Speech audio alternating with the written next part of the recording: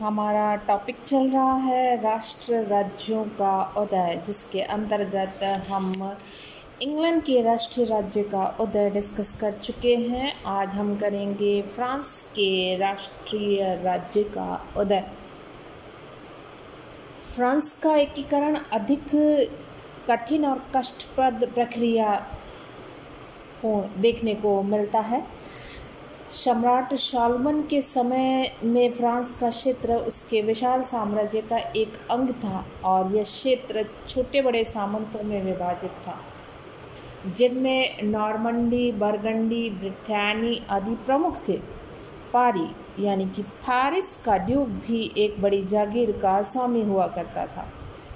शालमन की मृत्यु के बाद उसके उत्तराधिकारी राजा धीरे धीरे लगातार सत्ता और शक्ति खोते चले गए और सामंतों ने समूचे फ्रांस को आपस में विभाजित करके हथिया लिया। प्रत्येक सेन्योरी यानी कि जागीर अपने आप में एक स्वतंत्र राज्य एवं राजनीतिक इकाई थी। अभी तक फ्रांस का अपना कोई राजा नहीं था। फ्रांस के निवासी भी अपने आप को फ्रांसीसी नहीं समझते थे। वहाँ पर केल्टो, रोमनों, विशिगोथों, बरगंडियों, फ्रांको और नॉर्मन लोगों के वंशज रहते थे, जो सब भिन्न भिन्न भाषाएं बोलते थे और अपने अलग अलग रीति रिवाजों का पालन भी करते थे। इसलिए फ्रांस में राष्ट्रीय राज्य तथा निरंकुश राजतंत्र की स्थापना होने में विशेष समय लग गया था। पारी के ड्यूक का निर्वाचन 10वीं शताब्दी के अंत में 997 ईस्वी शालमन के वंशजों के समाप्त हो जाने के पश्चात फ्रांस के सामंतों ने पारी के ड्यूक ह्यूग कापे को फ्रांस का राजा चुना। उसे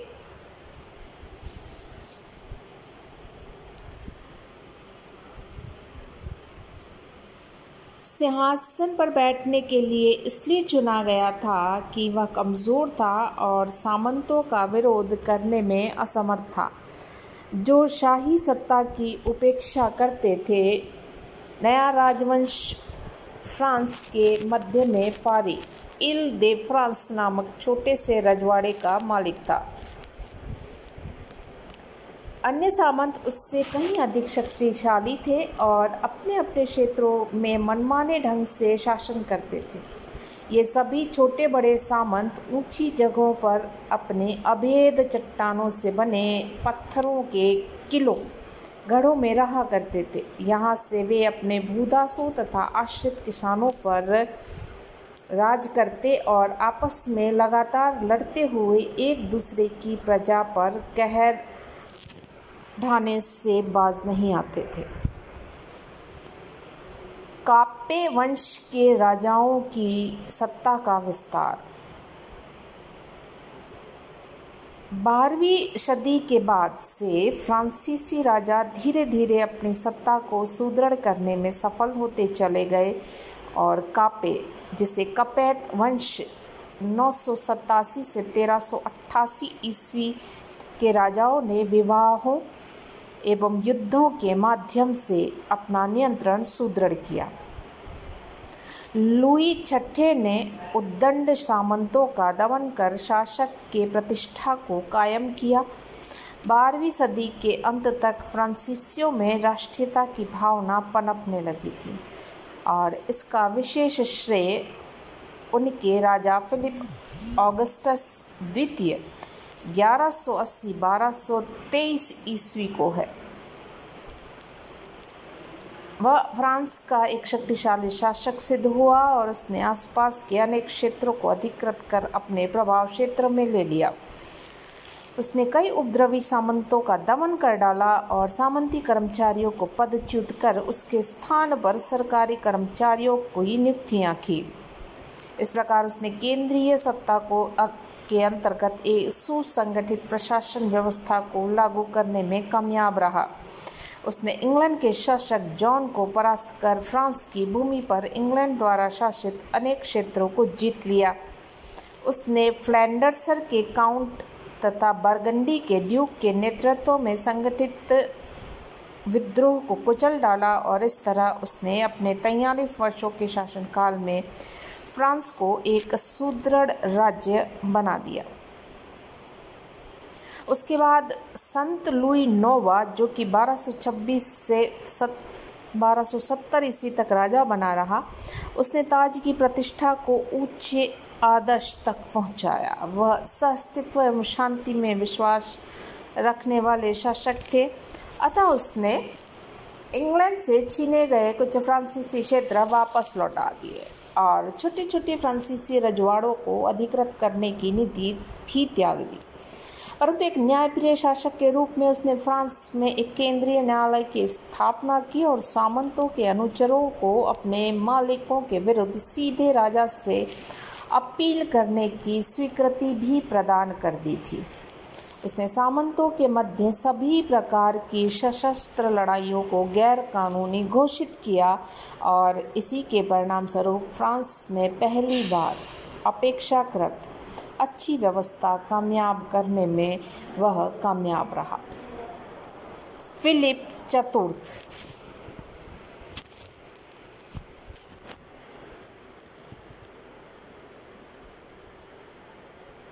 इसके पश्चात फिलिप चतुर्थ एक प्रतापी शासक हुआ। उसने 29 वर्षों का शासन फ्रांस पे किया। 1285 से लेकर 1314 ईस्वी तक उसने फ्रांस में सुदृढ़ केंद्रीय शासन की स्थापना का अथक प्रयास किया। उसने सामंती न्यायालयों के महत्व को कम करने के उद्देश्य से राजकीय न्यायालयों के महत्व को बढ़ाया।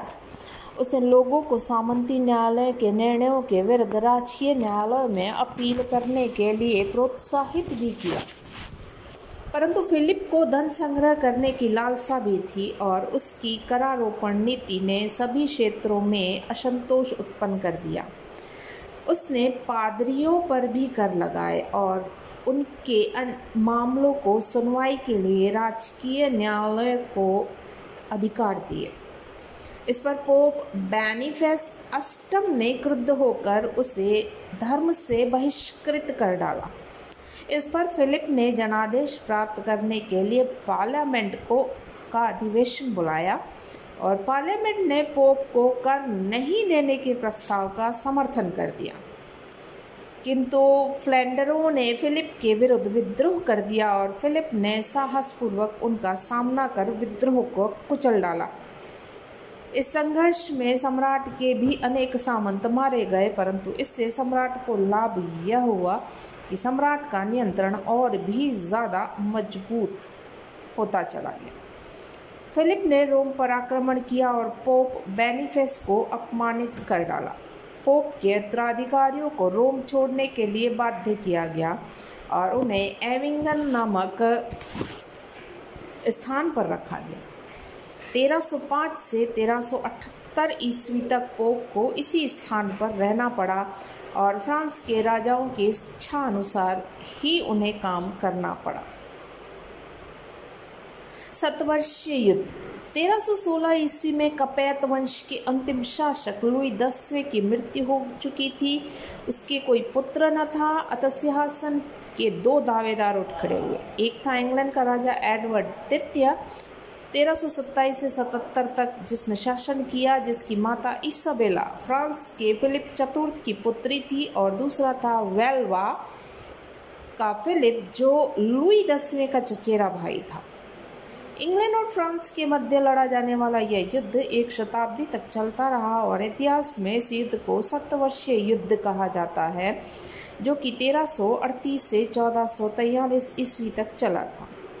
सारा का सारा युद्ध फ्रांसीसी भूमि पर ही लड़ा गया और आरंभ में फ्रांसीसियों को एक के बाद एक हार का मुंह देखना पड़ा।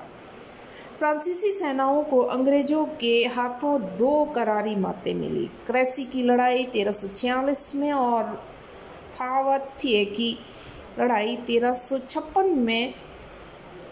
पावत्ये की लड़ाई में फ्रांस के राजा जॉन द्वितीय को अंग्रेजों ने बंदी बना लिया और उससे मुक्त कराने के लिए काफ़ी धन देना पड़ा। परंतु बाद में जॉन ऑफ आर्क नामक एक कृषक बाला ने, जिससे यह विश्वास था कि ईश्वर ने उसे अपने देश की रक्षा और सम्राट की सहायता करने के लिए भेजा है, फ्रांसीसी सेना का नेतृत्व करके युद्ध का पासा ही पलट दिया। उसने अंग्रेजों को कई जगहों पर मात दी थी, परंतु दुर्भाग्यवश एक लड़ाई में अंग्रेजों के मित्र बरगंडियों ने जॉन ऑफ आर्क को बंदी बनाकर उससे अंग्रेजों के हवाले कर दिया। अंग्रेजों ने उस पर शैतान के साथ संपर्क रखने का आरोप लगाकर खंभे से बांधकर जिंदा जला दिया। यह घटना 1431 ईस्वी की है, परंतु युद्ध के अंत में अंग्रेजों को फ्रांसीसी भूमि से आखिरकार हटना ही पड़ा। फ्रांस की जिस भूमि पर अंग्रेजों का लंबे समय से अधिकार चला आ रहा था, अब उस फ्रांस के राजा का अधिकार हो गया और इस युद्ध से फ्रांसीसी राष्ट्रीयता को विशेष प्रोत्साहन मिला। इस युद्ध में हजारों सैनिकों एवं सामंतों को अपने प्राणों की आहुति देनी पड़ी, जिससे सामंतों की शक्ति फ्रांस में अब कमज़ोर पड़ने लगी और फ्रांस राजाओं को अपने निरंकुश शक्ति बढ़ाने का और अपनी सत्ता को मजबूत फ्रांस में करने का एक सुअवसर शतवर्षीय युद्ध ने दिया था। 1380 ईस्वी में चार्ल्स षष्ठ 1380 से 1422 ईस्वी तक चार्ल्स षष्ठ ने शासन किया फ्रांस का पर। जब उसका राज्याभिषेक हुआ तब वह सिर्फ 11 वर्ष का था और उसके पागलपन के दौरे भी पड़ते थे। परिणामतः केंद्रीय सत्ता पर नियंत्रण कायम करने की दृष्टि से फ्रांसीसी सामंतों के बीच में एक तरह का गृह युद्ध छिड़ गया। इस फ्रांस की राजनीतिक स्थिति का लाभ उठाकर इंग्लैंड के शासक हेनरी पंचम ने फ्रांस पर आक्रमण कर नॉर्मंडी पर पुनः अधिकार कर लिया। 1420 ईस्वी में संपन्न ट्रॉय की संधि द्वारा इंग्लैंड के शासक को फ्रांस में महत्वपूर्ण भूमिका अदा करने का अवसर मिल गया, परंतु 1422 ईस्वी में हेनरी पंचम चार्ल्स षष्ठ दोनों की ही मृत्यु हो गई। शतवर्षीय युद्ध के पश्चात की स्थिति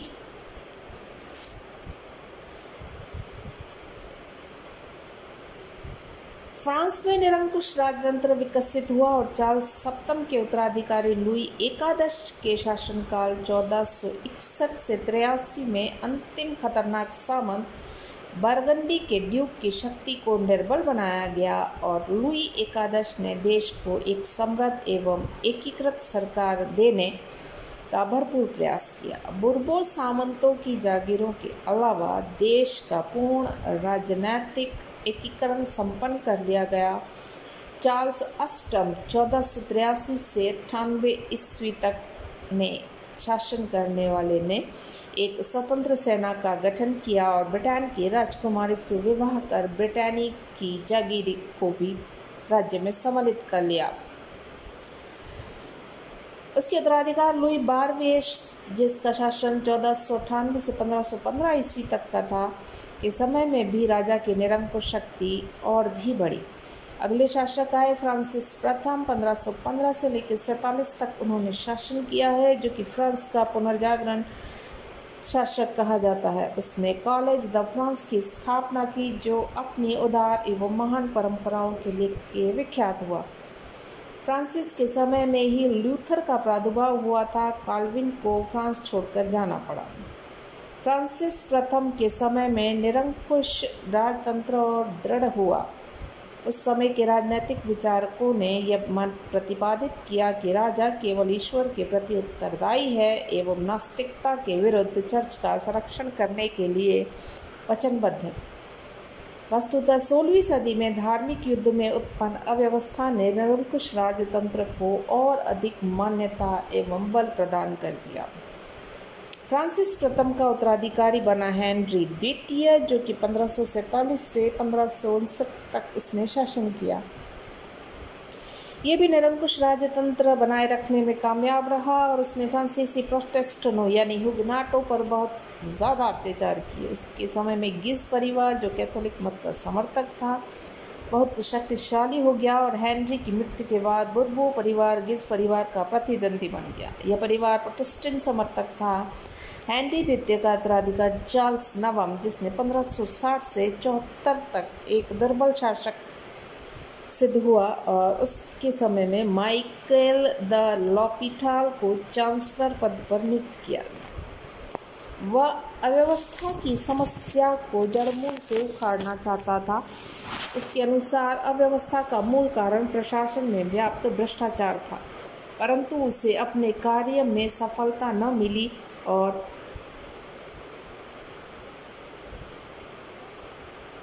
1568 में उसने त्यागपत्र दे दिया। धार्मिक संप्रदायों के आपसी झगड़ों ने देश में राजनीतिक उपद्रव जारी रखे। 1572 में सेंट बार्थोलोम्यू में हजारों ह्यूगनाटों को मौत के घाट उतार दिया गया।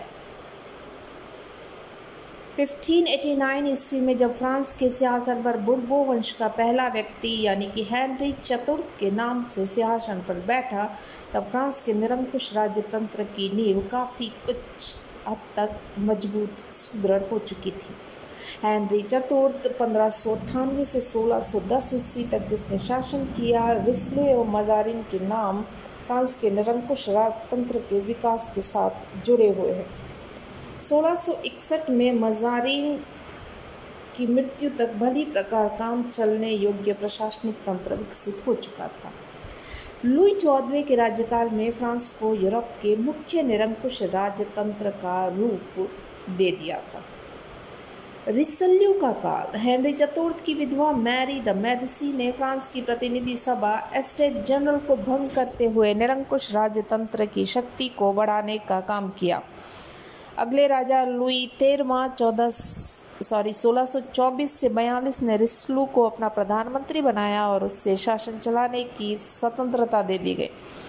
रिसल्यू के दो मुख्य उद्देश्य थे, एक फ्रांस में राजा की शक्ति को सर्वोच्च बनाना और दूसरा यूरोप में फ्रांस की प्रभुता स्थापित करना। रिसल्यू ने सरकारी अधिकारियों द्वारा प्रशासन चलाने का सफल प्रयास किया और प्रतिनिधि सभा को कभी आहूत नहीं किया। उसके समय में राजकीय काउंसिल की ही सर्वोच्च काउंसिल निर्मात्री संस्था बन गई। इसके बाद रिसल्यू ने सामंतों की शक्ति को कुचलने की दिशा में कदम उठाते हुए सामंतों की शक्ति को कुचलने के लिए उसने गुप्तचर व्यवस्था लागू की। उद्दंड सामंतों के दुर्गों को तोड़ दिया गया और विद्रोह के हर संभव प्रयास कुचलकर सामंतों की शक्ति को ही कुचलने के प्रयास हुए।